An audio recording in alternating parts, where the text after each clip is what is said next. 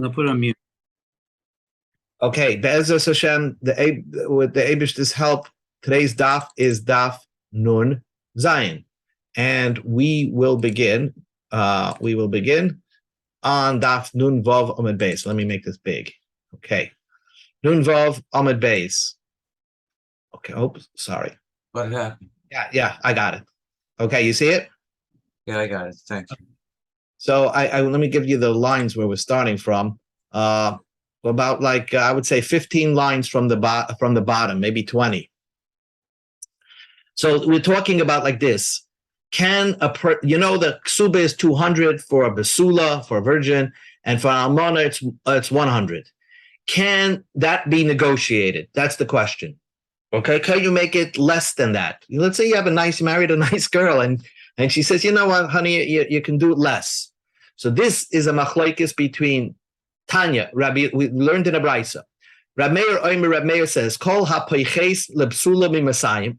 If you give less for a basula than 200, ul almana mana, and if you give an almana 100, if you try to negotiate down, the harezi be ilaznus, unbelievable. Not only does the condition get nullified, it doesn't work, but the relations that you have with this woman is considered like adultery because she thinks she's not getting ksuba, and so she's living with a man with thinking not getting ksuba. So that's called a be'ilas nus.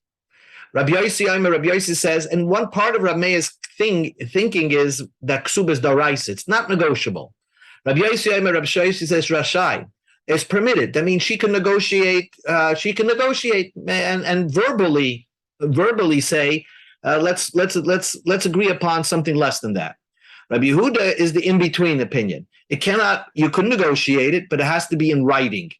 In other words, you have to make it as if the ksuba was originally for 200, and she wrote a phony receipt. Rabbi Yehuda says, Ratza, if you want to negotiate, the original ksuba has to be written for 200. He loy, and she's going to write back to him, his kabalti mimchamana. I already received half my ksuba, and therefore that's how you negotiate. But it's like sort of in writing with her giving a receipt. Ulamana mana, and for a mana you're supposed to have 100 zuz. He kasev, she writes loy his kabalti mimcha chamishim zuz. I got 50 zuz. So basically, Rabbi Yossi and Rabbi Yehuda hold it's negotiable. Rabbi Yossi is the most lenient. He holds that it can be negotiated even by verbally. So the Gemara asks the question: V'sava Rabbi Yossi rashai? Does Rabbi Yossi really hold that you're permitted to negotiate a ksuba? A ksuba is supposed to be 200. So the Gemara says, well, I'll ask you a contradiction in Rabbi Yossi's words. The Brisa says, "Ein oisin ksubas isha metaltalim et tikkun oilam." A person is not permitted to make a ksuba. A man is not allowed to say to his wife, "You know where you're going to collect your ksuba? From the gold watches or my gold cufflinks that I have in my safe." Because this can destroy the world. You need to fix the world, not destroy it. And what could happen? What could happen is the safe could get broken into and stolen, and she has no ksuba. So therefore, metaltalin doesn't work. Amar Rabbi Yossi says, and Rabbi Yossi seems to argue, and he says, but then he seems to agree. What kind? How are you fixing the world? There's no set amount. It can even go drop.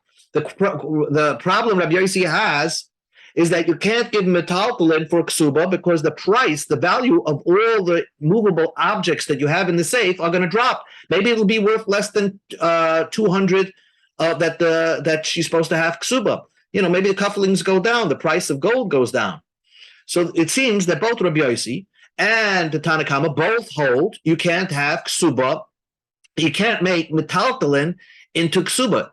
So the Gemara says, the Gemara just wants to first clean up the brisa. Tanna Kama nami ain't oisin ka'amar. The Tanna Kama also says that you can't make a ksuba. You can't make a ksuba from the metaltalin. So what is Rabbi Yossi arguing? This is the difference between the Tanna Kama and Rabbi Yehuda and Rabbi Yossi in this brisa. And then this will lead up to our question. When did the Tanakama have a problem with using metaltalin as ksuba? If he didn't take responsibility that if it's going to be stolen, he's going to replace it. But if he took on responsibility and guarantees that if it's stolen, he's like the insurance, he'll replace it. Then you, according to the Tanakama, it is permitted to use metaltalin as ksuba. But also Rabbi Yossi comes to say, even if he says responsibility about that he takes on responsibility if it's stolen, still, why could I make ksuba based on metaltalin? But they don't have a set market price. Sometimes they can drop below the value of what her ksuba is. So therefore, Rabbi Yossi at all does not like if you designate metaltalin, movable items, as ksuba, for the ksuba. You have to, if you want to designate it, real estate, but nothing else. But what you see from here is Rabbi Yossi is so concerned that the lady should have exactly 200. So Hashta, the Gemara asks, Rabbi Yossi is so concerned, maybe it's going to drop down in value. Chayish Rabbi Yossi is concerned, don't make a ksuba this way.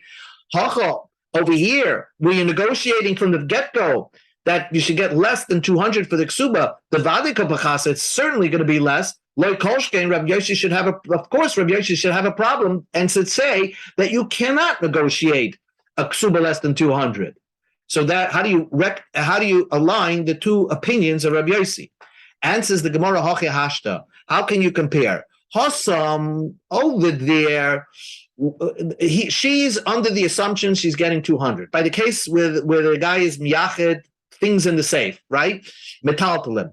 The lawyer, the tochel, she doesn't know anything about that she's forgiving it. She's forgiving. She thinks she's getting 200.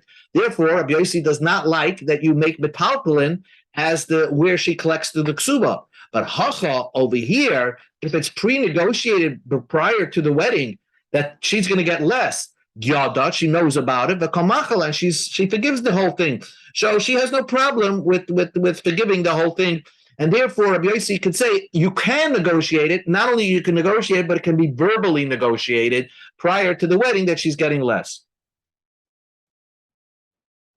The Gemara continues and says a story, and this happened to me after my wedding. We had a ksuba, and then we went home, and we couldn't find it. It was a beautiful, beautiful ksuba that my uncle had it written up by a cipher, and we didn't know anything about this. That you take it home, or who's taking it home, and somehow it got lost. So this is the discussion of the Gemara. Achse de Rami Bar Chama, the sister of Rami Bar Chama, so she was a learned person. Havas Nesiva Rav Aiva. She was married to Rav Aiva. We go to Nun Zayin Amarav. Irkas Ksubasa. The ksuba was lost. Now, can you live with a woman that you don't have the ksuba? Also, the Kamed Rav Yosef that came in front of Rav Yosef, Amalahu, Rav Yosef said to them, Hachi Amar Rav Yehuda Amar Shmuel. Rav Yehuda Amar Shmuel says, Zuda Rav Meir. Only Rav Meir has a problem if a woman doesn't have the ksuba in her possessions. Aval Chachamim, but the Chachamim hold, Masha Adam Istay Shtayim Shalosh Shanim Shalosh Ksuba. A person could have his wife stay around 2 or 3 years and not have the ksuba, because you don't need the ksuba to hold on to it. That's what Rav Chachamim say. So Rav Yosef seemed to want to pass to the Chachamim, don't be concerned about it. You don't have to get a new cipher, because at the end of the day, what we're talking about over here, she definitely is going to collect, but does she need the piece of paper in her hand? And the Chacham says no, because even when she gets divorced, the court is going to enforce that he pays ksuba. So what do you need the whole document in hand? But Amalei Abaye said no, we have to go like Reb Meir said. The halacha is like Reb Meir in his gezeris, in his decrees. In other words, his concerns. Reb Meir says yes, of course she's going to get the 200 of the ksuba, but her in her mind is not sure. As long as she doesn't have a document, a woman is like insecure about the whole thing. And therefore, Reb Meir says, if a woman does not have a ksuba for a moment, if you stay with that woman, then it could be a bi'ilas nus. He says that's like an adulterous relationship. And therefore, Reb Meir is very strict, and the halacha should be like Reb Meir when he has concerns like this. So Rav Yosef said, heard that the halacha is like Reb Meir, big zeh. He told He told this lady to just write up another ksuba, or he told Rabbi Iva to write another ksuba. Okay, so these things, sometimes these happen. I mean, sometimes there's an event where a whole group of people lose ksuba when there's, let's say, in let's say by Hurricane Sandy, where a lot of people got their homes flooded out, and in one shot, many people were without ksuba. Does it have to be written up at that second, or do they have to? The husband and wife have to sleep apart? These are questions that the poskim had to deal with at that time. Not uncommon. Now the Gemara discusses a matter. Now we learned that there's a machlekes between Rabbi Yaisi, who says you can verbally negotiate a lower amount for a ksuba, and Rabbi Yehuda, who says no, it has to be in writing. Rav Dimi came from Eretz Yisrael, and he came up with a teaching in the name of Rabbi Yeshua ben Levi, who said in the name of Bar Kabar. But Rabbi Yeshua ben Levi said, Machlekes betchila, that the argument, they argue, Rabbi Yossi and Rabbi Yehuda argue in the beginning. Ava b'soif, by the end, the divrei hakol eina mecheles. Everybody will hold that you can't negotiate, and everybody will hold maybe it doesn't work. Maybe it has to be in writing. So maybe at the end, Rabbi Yossi will agree. We'll see what this beginning and end. Rabbi Yochanan says, bein lezu machlokes. Whether it's the beginning or the end is machlokes. So on the surface, you think that there's a machlokes between Rabbi Shua ben Levi and Rabbi Yochanan. Comes along Rabbi Bo, and he says, Amar Rabbi Bo says, Lididim partially mined Rabbi Yochanan. Rabbi Yochanan explained to me his opinion, and Rabbi Yochanan told me that I agree with Rabbi Yeshua ben Levi. The Anov Rabbi Yeshua ben Levi loy palginan adodi. I and Rabbi Yeshua ben Levi don't argue with each other, but we just have semantics of how to define things. My betchila dekama Rabbi Yeshua ben Levi. What did Rabbi Yeshua ben Levi mean when he said tchila? He meant tchilas chuppah, at the beginning of the chuppah. So let's go back. Rabbi Yeshua ben Levi said, machlokes betchilas chuppah. In the beginning of the chuppah, before the wedding, then or during the chuppah, you could negotiate. Rabbi Yossi says you could negotiate with even verbally, and Rabbi Yehuda says it has to be in writing. Umay saif saibia. But when did Rabbi Yeshua ben Levi said at the end, everybody holds, even Rabbi Yossi will agree, there's no more negotiation if he actually slept with the lady. In other words, if they had marital relations a day later, you can't renegotiate the ksuba. That's why in the end, that's what Rabbi Yeshua ben Levi is saying about the machlekes Rabbi Yehuda and Rabbi Yossi. And Rabbi Yochanan says, I agree with that.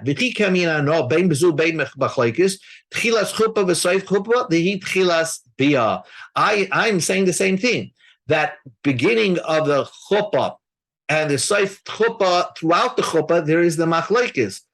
But after the chuppah, after they sleep with each other, there's no machlekes. So basically, Rabbi Yochanan is saying, I agree. So if you want to see it on this page, you can see it on your screen. It's very important to understand that the way the Gemara is learning now is that Rav Dimi came and said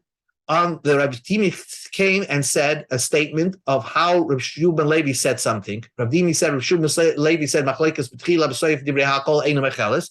And Rabbi Yochanan said, bein bezu machlekes. 1 second.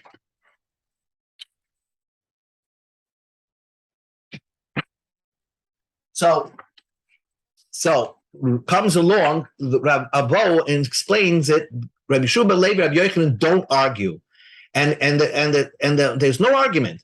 In other words, in the beginning, throughout the chuppah, there is a machlokes. Rabbi Yossi says you could negotiate it. Rabbi Yehuda says you can't. It has to be in writing. But after they have relations with each other, divrei hakol, everybody agrees. After there was marital relations, even Rabbi Yossi would agree you cannot verbally negotiate a lower price for the chuppah, for the ksuba. So Rabbi Yochanan and Rabbi Shua ben Levi are basically saying the same idea, but they didn't define tchila and soif at the same way. And now the Gemara continues and says the same idea. Ki also Ravin came to Eretz Yisrael, and he says, Amar Rabbi Shua ben Pazi, Rabbi Shua ben Levi, Rabbi Shua ben Kapara, machlekes lebesoif, that the machlekes is by the end, al batchila divrei hakol machas. But in the beginning, everybody holds, even Rabbi Yehuda would agree that you could verbally negotiate.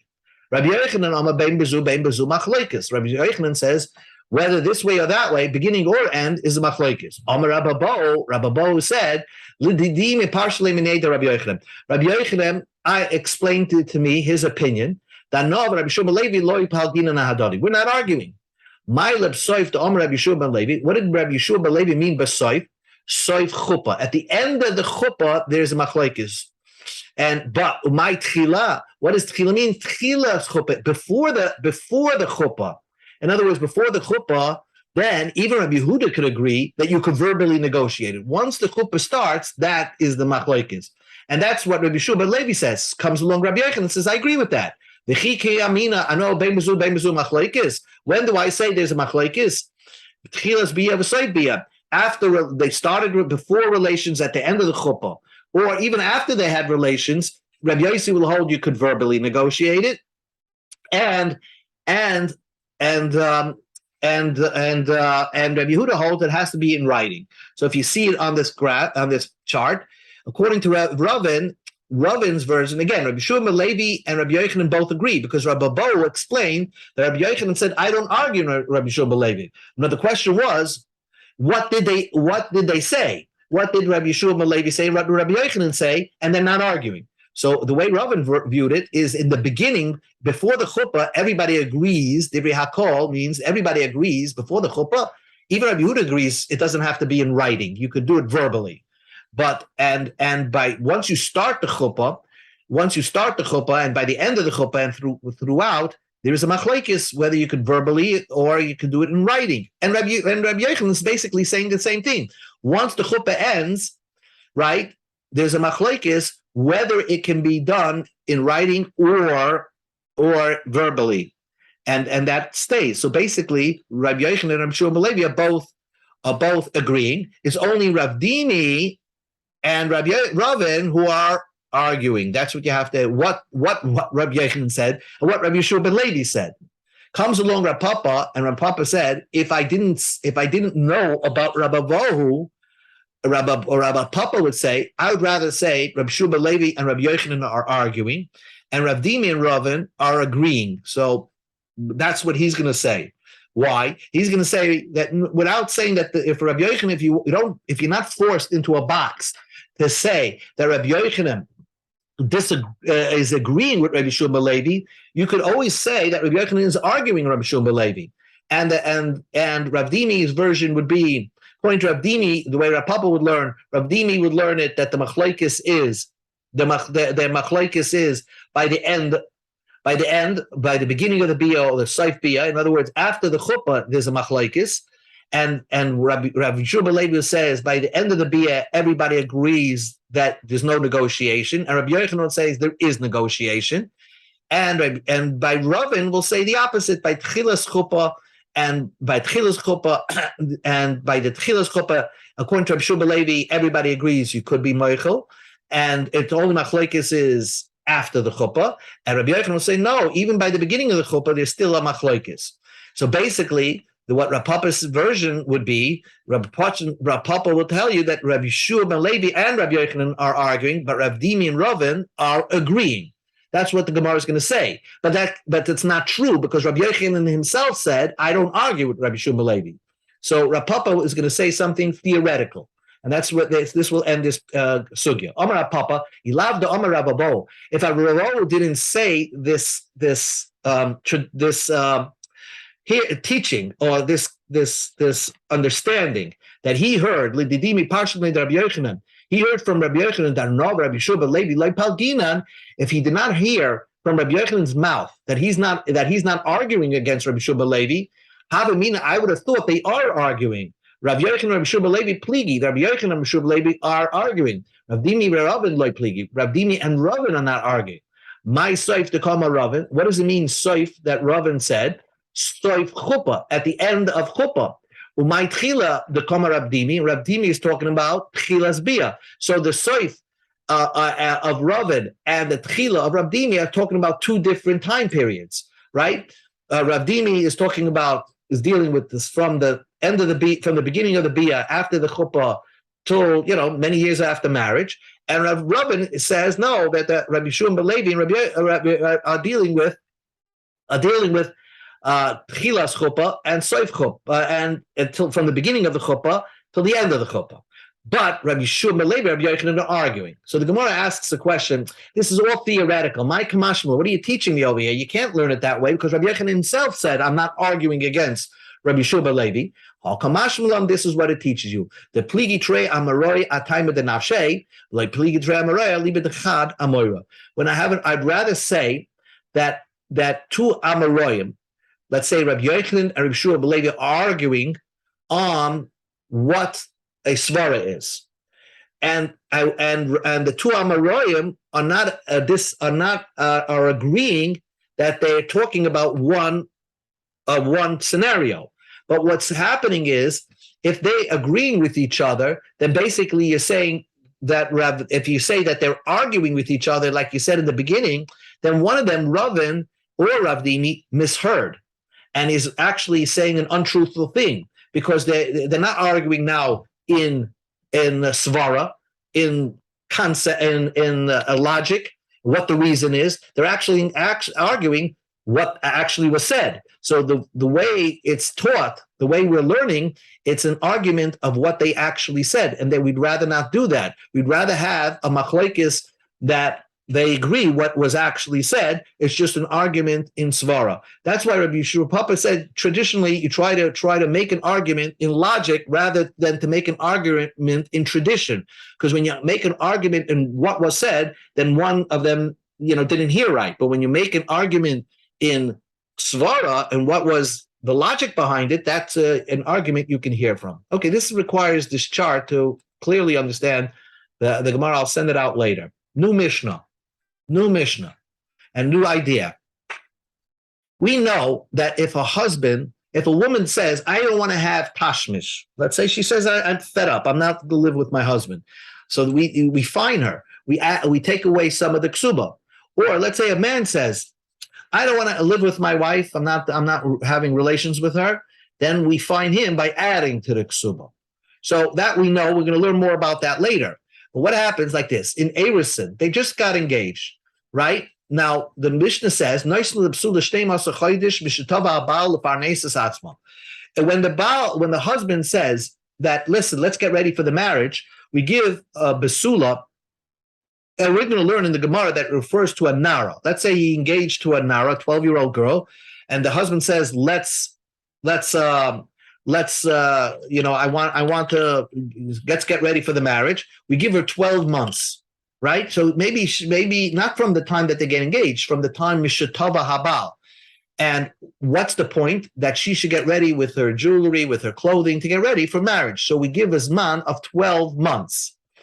And therefore, if she decides after 12 months, the husband says, I'm ready, I got the wedding hall, are you ready for the wedding? And she says, no, I'm not ready. Then we find her. Actually, she starts losing her ksuba. In case he wrote a ksuba by Erison, she's going to lose that ksuba. Just like we give a woman 12 months, we give a man 12 months. If they set a time that they're going to start the clock running, we give him 12 months to prepare, a house, the wedding, the food, and everything like that.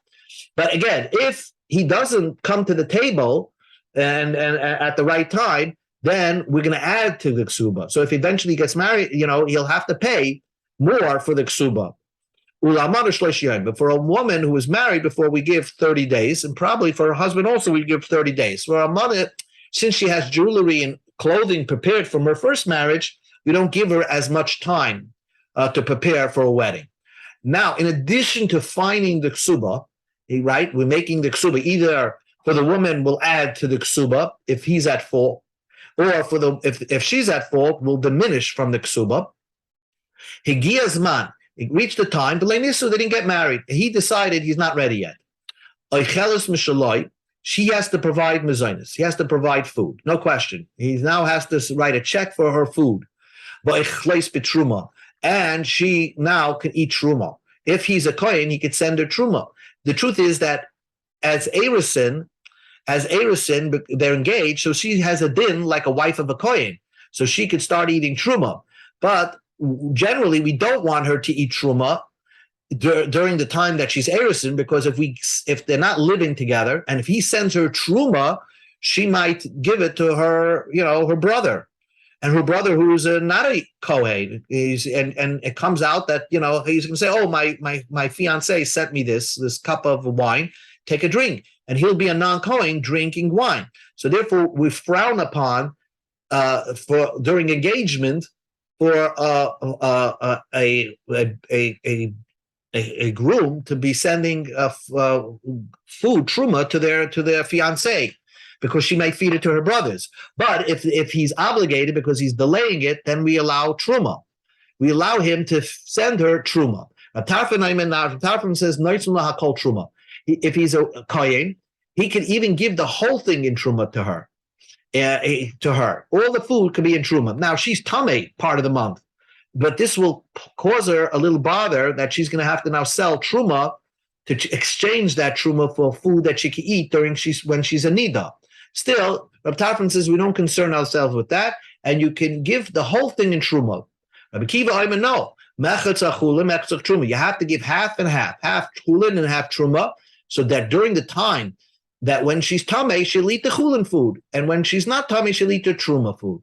So that's the opinion. But the bottom line is he has to provide mezainis, and if she's a kohen, she could start eating truma. The Mishnah says hayavam. Let's say a woman who even if she, no matter what, a yavam, his brother died. They're not married yet. She's just a shemeres yavam. She's just waiting to get married with this yavam. So they're not connected to each other. Even if the yavam is a kohen, they're not connected with each other. So eina machal betruma. Even min haTorah, he can't feed her truma. And the Mishnah says, let's say she waited 6 months for her original husband to get married. Then he died. And she waited 6 months now for this yavam to miyabim her. Let's say her first husband, she had 11 months and 29 days with him. Or if it's the opposite, her husband died after day one, and she's already 11 months and 29 days waiting for a yibam. So at the end of the day, even if she waited full 12 months for a yibam, she's not going to, she cannot eat truma, because a yibam they're not like engaged to each other. They're not engaged to each other. And Aris and Arusa are really engaged to each other. They're man and wife, so they can eat truma. But Aris and a Yavam with a Shmeres Yavam are not, they just have a bond to each other, but they're not engaged. They're not Kinyan Kasbeh. Anyway, we learned from here that a Kohen could start feeding his wife Truma before the Chuppah. Zu Mishnah Rishona. This was the first teaching. Bezdin Shalachrein Omer, but another Bezdin came, and we go Ahmed Beis. Eino Isha Echeles B'Truma Ad Shetichanes LeChuppah. An Isha cannot eat Truma until she goes into Chuppah. And presumably, we're going to say the reason is that she can't eat Truma until they actually marry, because there's a good chance that he might find something wrong with her. He's going to start feeding her Truma, and then he's going to realize that she had a blemish, a handicap that he didn't know before. And it's going to turn out the whole engagement was a mistake. And throughout that time, she was eating truma, and she's a non-Kohen. So therefore, the Bezdin always, the Bezdin Shalachreim, future generations said, a woman cannot start eating truma until she actually went to the chuppah, until she actually got married on a wedding. So the Gemara says like this, how do you know that there's a 12-month waiting period for a basula? For a girl, you wait 12 months. So Amar Rav Chizda said the Amar Kara, there is a pasuk in Chumash that describes of a waiting of 12 months till the marriage. Eliezer said, let me take Rivka home back to Yitzchak. So Lavan and the mother of Rivka said, Teshav Anara Itanu, let Rivka stay with us Yamim. Also, now we're going to focus on this word Yamim. Also means 10 days. Yamim, what does Yamim mean? Ma Yamim. What does it mean, Yamim? Ilema Trey Yamim. Does the word Yamim mean 2 days? Mishtai Inish Hachi. Do people speak like this? Amule Trey Yamim. If they said to him, let her stay 2 days. And Amalahu, so Eliezer said, Loy, 2 days is too much. Amalu Asir Yamim. Will they say back now, okay, so let her stay 10 days? once Eliezer did not agree for 2 days, certainly he's not going to agree for 10 days. Ella, my yamin, what were they saying? The word yamin means shana. Let the girl stay for another year till she prepares for the wedding. So, and then we'll send Rivka. And of course, Eliezer said no. The Ksiv, it says in Pasuk, Yamim tia gu'ulase. Yamim tia gu'ulase, the word yamin over there in that context means year. So we see that there's a concept in the Torah of having a girl wait 12 months before she actually goes to the wedding. So the Gemara says, Ve'ema chodesh, maybe Yamim means a month. How do you know that Yamim means a chodesh? Maybe 12 months. The Ksiv, because there's another pasuk that says, Ad chodesh Yamim. A chodesh is called Yamim. So we see that maybe it means that you should only give 30 days for a woman, for a basula. Amrei, so we answered, no. Where the word chodesh modifies the word yamim, you're right. Then the word yamim means 30 days.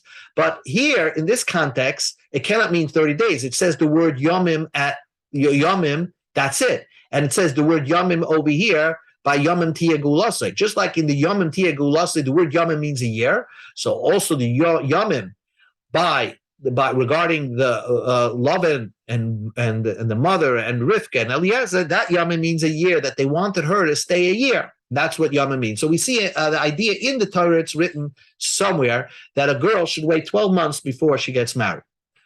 Amar Rav Zera said, Tana, we learned in a Brisa. Let's say you got engaged to a girl who's a Ketana. All right, we said that a Ketana, a young girl. So now, let's say she doesn't want to get married, right? And then we don't fault her for that. She's not considered a meredis. Tana, we learned in a brisa. A katana, bein he bein aviyah yochel la'akev. If she doesn't want, or her father doesn't want, she wants to wait till she gets older to get married, that's fine, and we don't punish her. We don't deduct from the ksuba because of that. So the Gemara asks a question.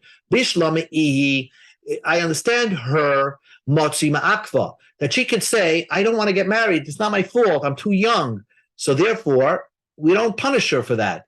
And even if it's more than 12 months, fine. We don't deduct from her ksuba. Elavia, but if her father says he doesn't want her to get married so young, if she wants to, avia ma'inafka lalamina, how could the father stop it? Why wouldn't she be considered a meredis if the father holds things up? And why don't we fault her if she doesn't get married after 12 months, just because the father doesn't like it? And says the Gemara Sava, the father has a good legitimate reason to hold things up. Hashto lo yada. He thinks that his daughter really doesn't know what she's getting into. Lamocha mimrada v'nafka. She's going to rebel, and she's going to make trouble for her husband.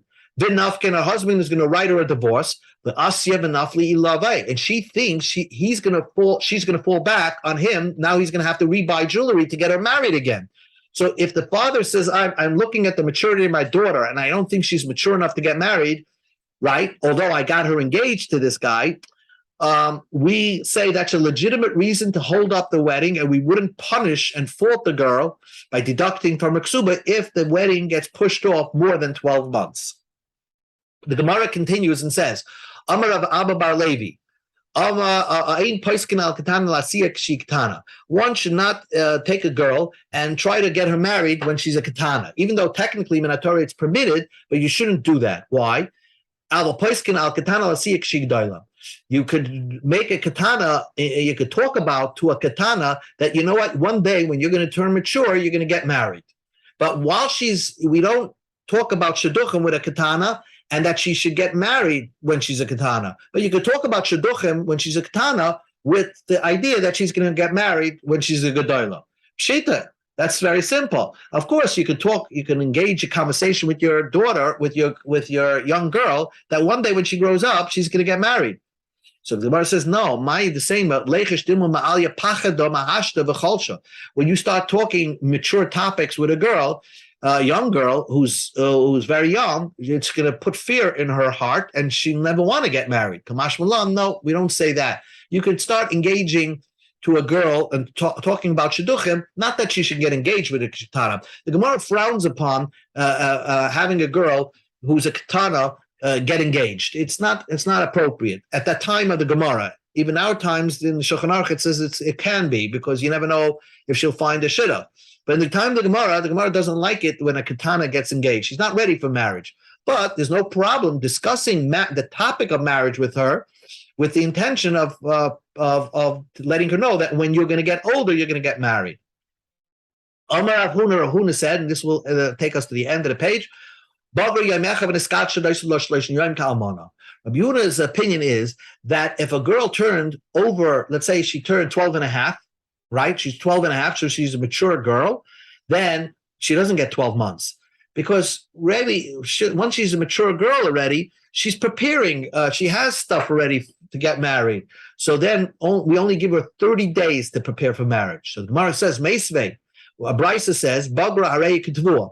Once she turns older, it's as if the husband is asking her to get married. My love, what does the Brisa mean? Ketvua de Basula. That we give her, like the husband's requesting she get married, and we give her the time frame to prepare herself like a Basula, like a regular girl of 12 months. The Gemara says, Loi, Ketvua da Almana. And we mean that we give her the time to prepare, but the time period is 30 days. Tashma coming here. If an adult girl, a 12-and-a-half-year-old girl that waited 12 months for the chasana. So now, and the guy didn't show up for the wedding, Rabbi Lezer says, since the husband is now obligated to provide food, yafer, he can nullify the vows, her vows, without the partnership of her father. But the point is that we see that the waiting period for a Baigeres, for a 12-and-a-half-year-old girl, is not 30 days, it's 12 months. And says the Gemara, no, Ema, you have to read the Brisa as two parts. Baigeres, we're talking about a Baigeres and somebody who waited 12 months. It's two different people. Baigeres gets 30 days, and Nara, who had to wait 12 months, those people,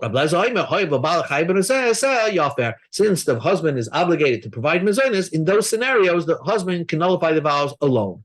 Now the Gemara gives the knockout blow.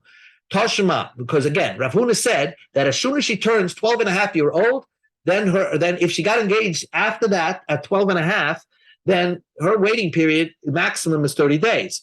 Tashima coming here. Hama'aris is a psula. Someone who engages a psula. Ben shetava bal v'hima keves. Whether the husband is asking her to get married and she's holding back. Ben shetava he, she's asking for the marriage. Ubal ma'akev, and he's holding back. Noisnim lo shnei masa chodesh mishas tvia. We start the 12-month clock from the time that the request was made. Avloi mishas erison doesn't mean from the time of erison. When they started requesting to prepare for the marriage, that's when the clock starts, not from the engagement period. Ubagra areya kitavua. The bagra means as if you started the time clock. What does that mean? Ketzad. Bagra yom echad. Let's say she got engaged one day. Here's the key point, the clincher. V'niskacha. She's 12-and-a-half-year-old, and she became mukudeshes. Noisten lo shnei masa chodesh. Then the clock starts, even if he didn't request, even if he didn't say formally, let's prepare for the wedding. Once she turned 12-and-a-half years old, and then she became mukudeshes, then she got erison, then we give her 12 months. The clock starts. But the bottom line is, we see over here that for a 12-and-a-half-year-old girl, we give 12 months, not 30 days. Tiyufta de Rav Huna. This is a refutation of Rav Huna. Tiyufta, the Gemara says you're right. It's refutation. Now the Gemara says, "Maila rusa shloishim." Then when is a case of a rusa shloishim yon? Omar Rapapa explained, Hachikama, and here's the point. Baigeres sha'avru alav shteim hasachaydish b'vagris. Let's say she's 12-and-a-half years old, and now she's 13-and-a-half years old. Then she became a Kedeshus, then we give her 30 days like an Almana. If she already had a whole year of adulthood of Baigeres, that means throughout her adult period, she was preparing her jewelry, her clothing for a potential marriage. So once she got engaged after 13-and-a-half years old, then we don't give her another 12 months. We give her 30 days. Then the maximum waiting period she has is 30 days like an Almana. So again, what we learned in the Mishnah is like this. For a Nara, a girl who got engaged at 12 years old, no matter what, she gets 12 months from the time that the husband said, let's prepare for marriage. then you give her 12 months. If she's 13 and a half already, then if she's 13 and a half, then we give her 30 days. If she's 12 and a half and then she got engaged, then we start the clock right from the time she got engaged of 12 months. If she's 13 and a half, of course, it's 30 days.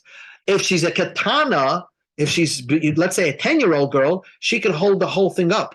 And we don't even monitor 12 months. If she doesn't want to go to the marriage, we believe her and say, you know what, you should wait till you're an adult. And even the father can say, I want my daughter when she's an adult to get married, not before. So all these things are discussing of that's basic part of the parak, is what is considered rebellion on part of the man and rebellion on part of the woman by not coming to the marriage table.